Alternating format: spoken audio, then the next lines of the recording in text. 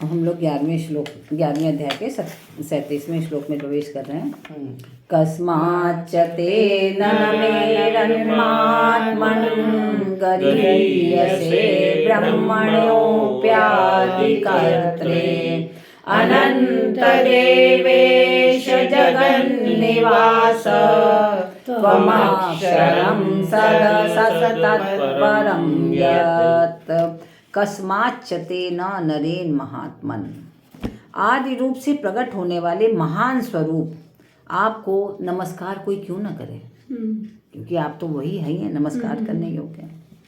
नमस्कार दो व्यक्तियों को किया जाता है जिनसे मनुष्य को शिक्षा मिलती है, ज्ञान मिलता है, प्रकाश मिलता है। तो ऐसे आचार्य को, गुरुजन आदि को नमस्कार किया जाता है।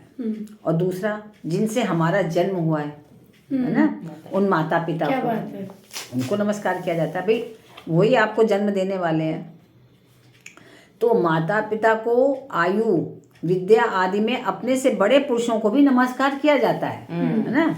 तो अर्जुन कहते हैं कि आप तो गुरुओं को भी गुरु हैं, जगत गुरु हैं, गरीयसे, आप तो जगत गुरु हैं, गुरुओं के भी गुरु हैं। आप सृष्टि की रचना करने वाले पितामह ब्रह्मा जी को भी उत्पन्न करने वाले हैं, है ना।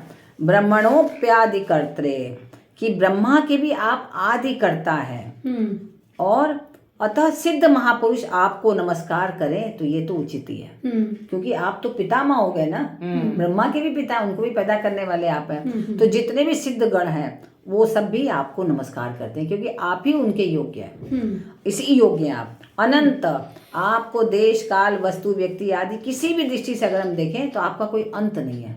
देख रहा है ना अर्जुन, इस समय देख रहे हैं कि उनके विराट रूप को कि हर जगह वही दिख रहे हैं, जबकि एक अंश है वो, और बाकी तो रिक्त है। लेकिन वो एक अंश भी पूरे ब्रह्मांड में फैल गया है, व्याप्त हो गया है। तो कह रहे आप तो अनंत हैं, कि चाहे हम देश की दृष्टि से देखें तो कहाँ से आरंभ हुआ, कहाँ से समाप्त हुआ, किसी देश को तो हम ये कह सकते हैं ना कि यहाँ से लेके यहाँ तक का उसका स्थान है, वो है। लेकिन ये तो कोई अंत ही नहीं है आपका। तो काल की दृष्टि से देखा जाए तो आप कब से हैं और कब तक रहेंगे, ये भी कुछ नहीं, आप तो अनंत हैं, हमेशा आपका कोई अंत ही नहीं है।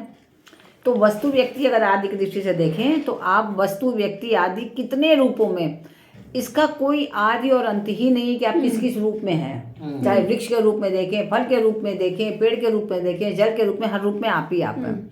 तो बुद्धि आदि कोई भी दृष्टि आपको देखने जाती है तो वह दृष्टि कभी खत्म ही नहीं होती, कहाँ तक देखते जाए, कहाँ तक देखते जाए, हर जगह वही दिख रहे हैं, कोई उसकी सीमा ही नहीं है। इसलिए सब तरफ से आप सीमा रहित हैं, आप अपार हैं, आप अगाध हैं। तो एकदम अर्जुन जो है ना, एकदम वो हो गया, गदगद हो गया उनके ऊपर, समझ में नहीं आ रहा है। देवेश क्या हो गया कि इंद्र वरुण आदि जितने भी देवता हैं जिनका शास्त्रों में वर्णन आता है, उन सब देवताओं के आप मालिक हैं, आप नियंता हैं, आप उनके शासक हैं। इसलिए आप देवों के भी ईश हैं, देवेश हैं। और जगन निवास का क्या मतलब है कि अनंत सृष्टियां आपके किसी अंश में विस्तृत रूप से निवास कर रही हैं। मतलब उनके किसी एक अंश में अनेक सृष्टियां निवास करिए एक अंश में। ये सोचिए आप कि इतने बड़े शरीर का एक अंश और उसमें अनंत सृष्टियां निवास कर रही हैं, तो कितनी बड़ी बात है। तो भी आपका वह अंश पूरा नहीं भर रहा है, तो भी खाली है। तो ऐसे आप असीम जगन निवास है कि पूरा जगत आपके अंदर निवास करता है, ऐसे जगन निवास है। त्वमक्षरम सदसत् तत्परम यत्, आप अक्षर स्वरूप है ना, जिसकी स्वतः सिद्ध स्वतंत्र सत्ता है, और वह सत्य भी आप ही है। जिसकी स्वतंत्र सत्ता नहीं है, प्रत्युत सत्य के आश्रित ही जिसकी सत्ता प्रतीत होती है, वह असत्य भी आप ही है ना, क्योंकि सत्य भी आप ही है तो असत्य भी आप ही है। दोनों से विलक्षण है, जिसका किसी तरह से निर्वचन नहीं हो सकता। मन बुद्धि इंद्रियां आदि किसी से भी जिसकी कल्पना नहीं कर सकते। संपूर्ण कल्पनाओं से सर्वथा जो अतीत है वो भी आप ही हैं, इसके अलावा आप कुछ नहीं है। इसलिए आपको क्या है कि बारंबार नमस्कार।